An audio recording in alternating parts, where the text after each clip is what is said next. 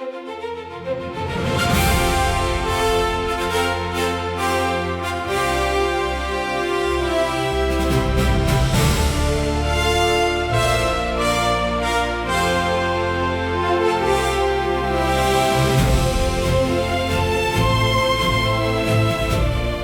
if the story of Prince Harry and Meghan, the Duke and Duchess of Sussex, was never simply a story? What if it was a lesson? A lesson repeated so many times from so many directions with so much confidence that millions of people stopped asking whether it was true or not. They simply began to feel that it was just true. That is how propaganda works. Not always with flags, not always with government posters, not always with one dramatic lie shouted from a balcony. Sometimes propaganda arrives quietly. A headline here, a television panel there, a royal commentator with a knowing smile, a columnist dripping with contempt, a social media account pretending to be ordinary, a palace source speaking anonymously, a newspaper insisting it is only asking questions. And before long, the audience is not just being informed, the audience is being trained. Today, our main topic is about propaganda, not in the abstract, not as some distant historical concept, but as something living, something modern, something polished enough to wear a suit, sit behind a news desk, and call itself journalism. And we are asking one serious question.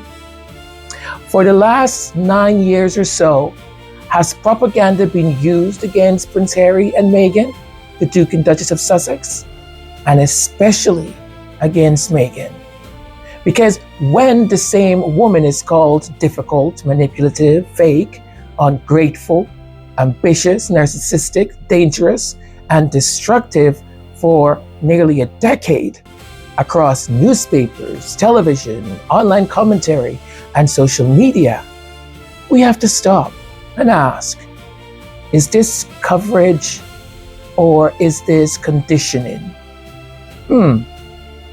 So, welcome. This is Majesty Sussex Report, and I'm Antonio. Thank you for spending some of your valuable time here with us. Don't go anywhere. See you after the intro.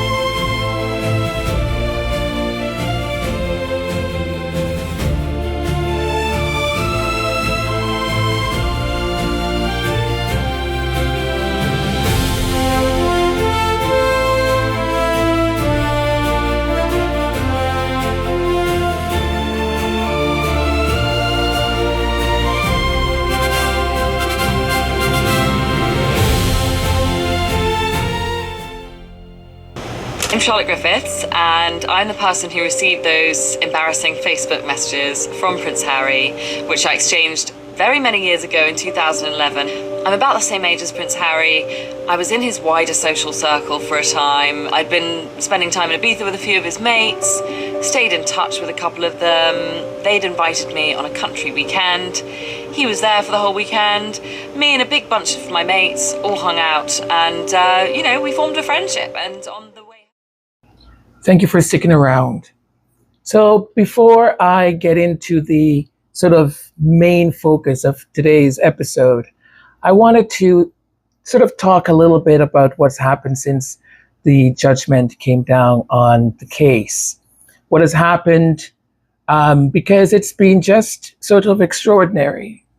Because sometimes the reaction tells you as much as the ruling does. Now, Prince Harry, Baroness Doreen Lawrence, Elton John, David Furnish, Elizabeth Hurley, Sandy Frost, and Sir Simon Hughes walked into court with serious allegations. They allege that Associated Newspapers, publisher of the Daily Mail and Mail on Sunday, had used unlawful methods to obtain private information. Private investigators, blagging, phone hacking, corrupt payments, the dark arts of tabloid journalism. Now, the court said they had not proven their case. That is, I would suggest, a legal outcome. And whether one agrees with it or not, that is what the judge decided. But here's where the public must pay close attention, I think. The judge did not say that every piece of information was cleared, right? Or clean. He did not say that the tabloid world was innocent. He did not say that these methods never existed. In fact, the judgment itself recognizes that private investigators were used, that some of their work raised questions, that blagging was sometimes part of the service, and that some journalists were aware in general terms that this could happen.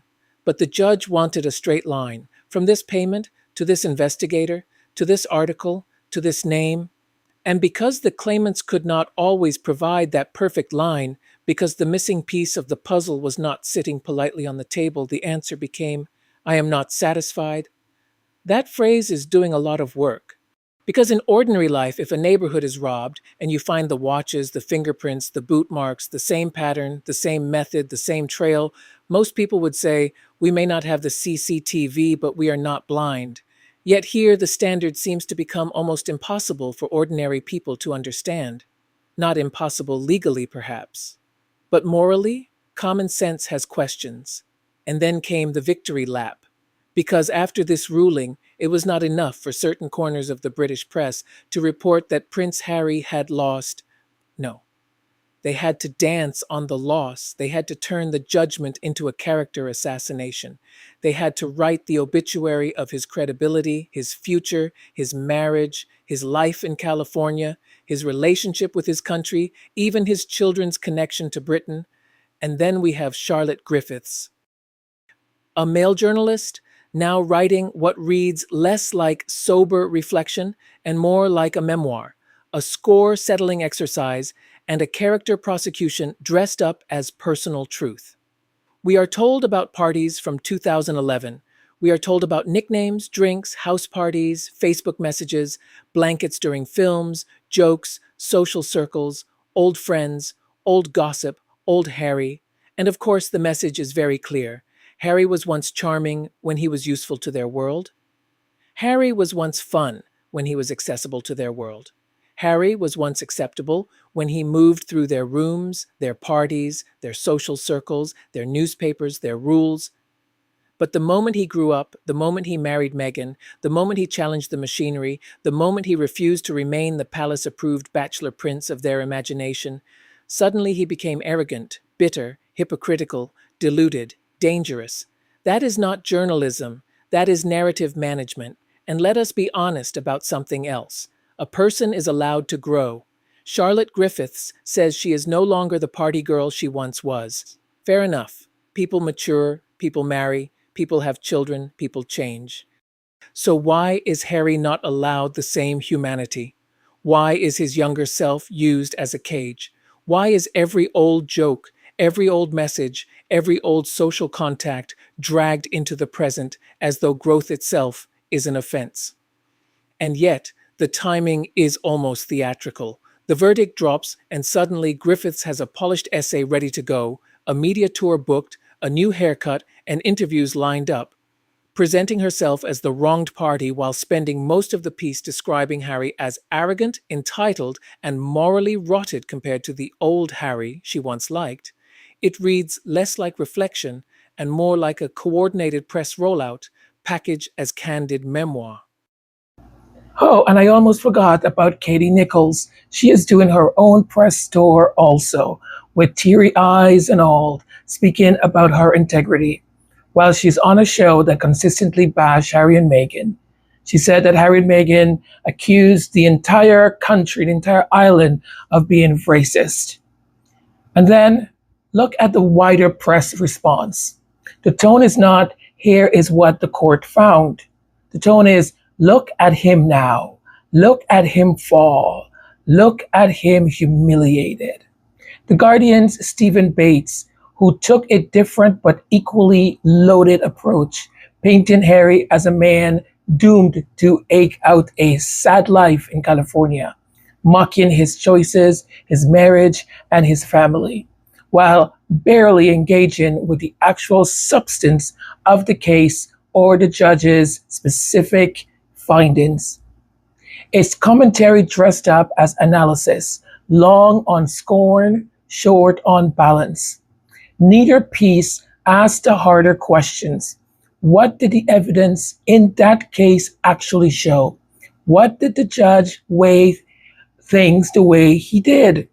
And what does it say that a man can be quietly criticized for not growing, while a woman writing about him insists she has changed completely? Neither piece interrogates the pattern. 9 years of near identical commentary from the same outlets, the same voices, the same framing, always landing on the same conclusion. Harry and Meghan are bad. They are to be blamed for everything. That is the difference between reporting and propaganda. Reporting gives the public information. Propaganda gives the public an emotion and tells them where to place it. And the emotion here is not understanding. It is contempt.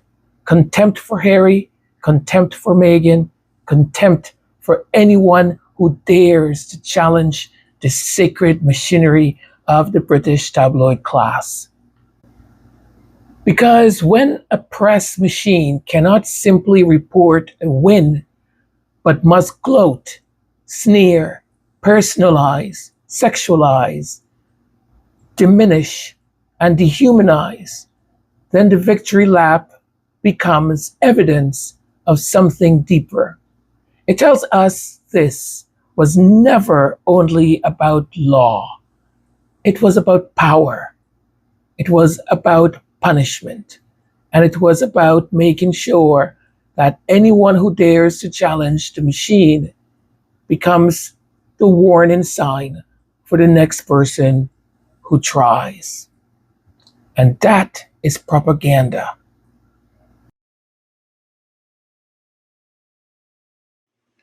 And that brings us to the end of Propaganda Series Part 1.